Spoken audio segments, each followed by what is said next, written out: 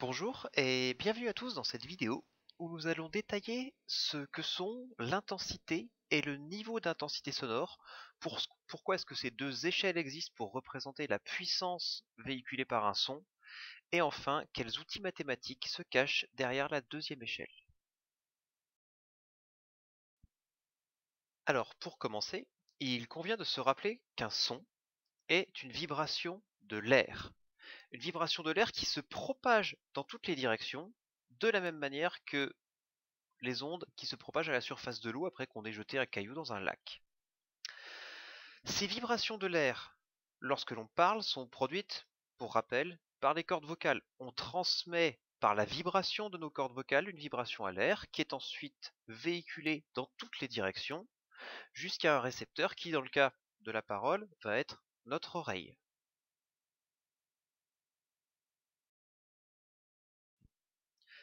Ces vibrations que perçoit notre oreille sont des ondes et peuvent donc être vues comme un déplacement d'énergie. On peut alors caractériser les différents sons reçus par la puissance reçue pour une surface donnée. Et on va donc faire une classification au niveau de l'énergie reçue par les différents sons en watts puissance par mètre carré unité de surface. Par exemple, quelqu'un qui parle, qui fait un discours devant une assemblée, va envoyer un son de puissance surfacique entre 10 puissance moins 6 et 10 puissance moins 4 watts par mètre carré. Si on se place dans un environnement où il y a très peu de sons, par exemple un désert, il y a malgré tout de faibles sons. Par exemple, le vent qui caresse les dunes, le sable qui s'écoule lentement le long des dunes. Et on a dans ces endroits-là une intensité sonore reçue d'environ 10 puissance moins 10 watts par mètre carré. C'est quelque chose de très faible. Et à l'inverse, il y a des sons auxquels l'oreille humaine peut être confrontée qui peuvent être extrêmement forts. Par exemple, une Formule 1, si on se trouve à côté du circuit lorsque la Formule 1 passe, on est dans les 10 puissance 0, soit 1 watt par mètre carré. On arrive à des puissances colossales. Et ce n'est rien par rapport à des situations qui sont carrément dangereuses pour l'oreille. Je pense par exemple au décollage d'une fusée. Le bruit émis par les propulseurs de la fusée qui s'actionne, on est dans les 100 watts par mètre carré. Quelque chose d'absolument colossal. Ces différentes intensités sonores, cette large palette de puissance sonore, on va les classer sur une échelle qui va commencer pour l'oreille humaine à 10 puissance moins 12 watts par mètre carré. C'est ce que l'on appelle le seuil d'audibilité, la limite de puissance surfacique à partir de laquelle l'oreille humaine, pour la moyenne des individus, est capable de percevoir des sons. On pourrait faire monter l'échelle aussi haut que l'on veut, mais il est peu probable de rencontrer des sons de puissance sonore supérieure à 10 puissance 2 watts par mètre carré. Et on va graduer régulièrement cet axe afin de bâtir une échelle et de se représenter où se trouvent les différents sons qu'on est susceptible de rencontrer. Notre désert est là. On considère que le son est reposant, c'est-à-dire qu'il sollicite très peu l'oreille lorsqu'on est entre 10-10 et 10-8 watts par mètre carré. Lorsque l'on est face à quelqu'un qui parle, c'est quelque chose qui sollicite l'oreille. On est déjà dans le cadre d'une gêne, entre 10 exposant moins 6 et 10 exposant moins 4 watts par mètre carré. Lorsque l'on est dans le cas de la F1 aux environs de 10 puissance 0 watts par mètre carré, on a déjà dépassé ce que l'on appelle le seuil de danger, c'est-à-dire le moment à partir duquel le son présente un danger d'endommager l'oreille. Lorsque l'on parle de la fusée, mais même bien avant pour certaines personnes, à partir de 10 puissance 0 watts par mètre carré pour certains individus, on atteint ce qu'on appelle le seuil de douleur, c'est-à-dire que même si l'oreille est en danger pour des puissances inférieures, à partir de ces puissances sonores-là, on perçoit une réelle douleur physique lorsqu'on est confronté au son. Alors, vous aurez remarqué que l'axe que l'on vient de construire n'est pas un axe linéaire, c'est un axe gradué en puissance de 10. Si on tentait de représenter la diversité des intensités sonores sur un axe linéaire, on partirait de 0.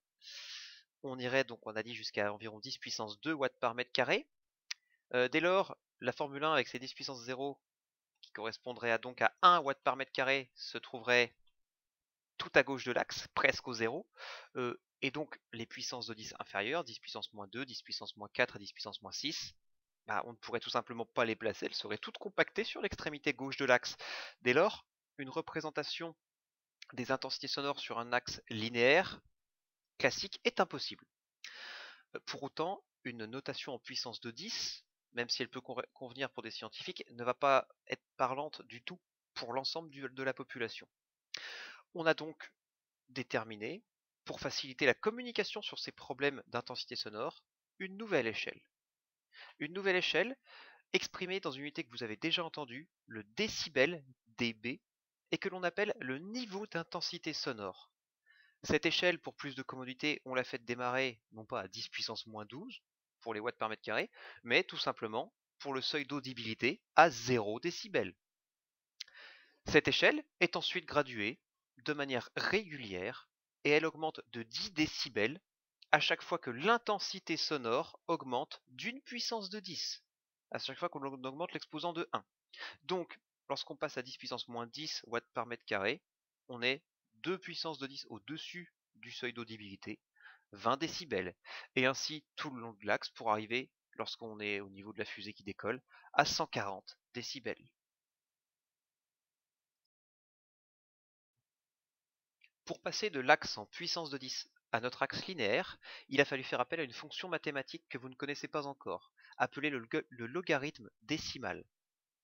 Cette fonction mathématique est l'inverse de la fonction 10 exposant quelque chose. Ainsi, lorsque l'on prend le logarithme, noté log, de 10 puissance x, les deux fonctions étant inverses l'une de l'autre, elles s'annulent, et il nous reste uniquement x. Cela implique que le logarithme s'annule non pas pour 0, mais lorsque ce qu'il y a à l'intérieur va donner 0. Et donc ce sera le logarithme de 10 puissance 0. 10 puissance 0 qui vaut 1. On a défini tout à l'heure le seuil d'audibilité, noté I0 pour l'intensité sonore, comme étant égal à 10 exposant moins 12 watts par mètre carré. Si l'on veut que la définition qu'on prend pour tracer notre axe linéaire donne 0 décibel quand l'intensité sonore est à I0, il faut donc faire une comparaison avec I0. Et on définit dès lors ce que l'on appelle le niveau d'intensité sonore, noté L, comme le logarithme décimal de l'intensité sonore sur l'intensité sonore au seuil d'audibilité. C'est cette formule qu'il va vous falloir retenir et qui définit le niveau d'intensité sonore. On vérifie bien que lorsque l'on est à une intensité sonore qui correspond au seuil d'audibilité, avec notre définition, on est à un niveau d'intensité sonore L0 qui vaut logarithme de I0 sur I0 qui font 1, soit 0. Et donc notre échelle est bien partie pour démarrer à 0 décibel au seuil d'audibilité. Les propriétés mathématiques du logarithme décimal vont vous servir pour résoudre tout type de problème. Les deux premières sont évidentes. Si l'on prend 10 exposant le logarithme d'un nombre a, on retrouve le nombre a, c'est normal puisque les fonctions 10 exposant et log sont des inverses. De la même manière, prendre le logarithme de 10 exposant a redonne donc le nombre a. Lorsque l'on prend le logarithme décimal d'un produit a fois b, on peut l'écrire comme la somme des logarithmes décimaux des deux termes, log de a plus log de b. Par analogie, si on prend le logarithme d'une division, a sur b, on va avoir le logarithme de a moins le logarithme de b. Un peu moins évident, il peut être important de retenir que le logarithme d'une puissance, a puissance b, peut s'écrire comme b multipliant le logarithme de a. Voilà, vous êtes maintenant paré pour traiter tout problème relatif aux problèmes de puissance sonore. Merci pour votre attention et à bientôt.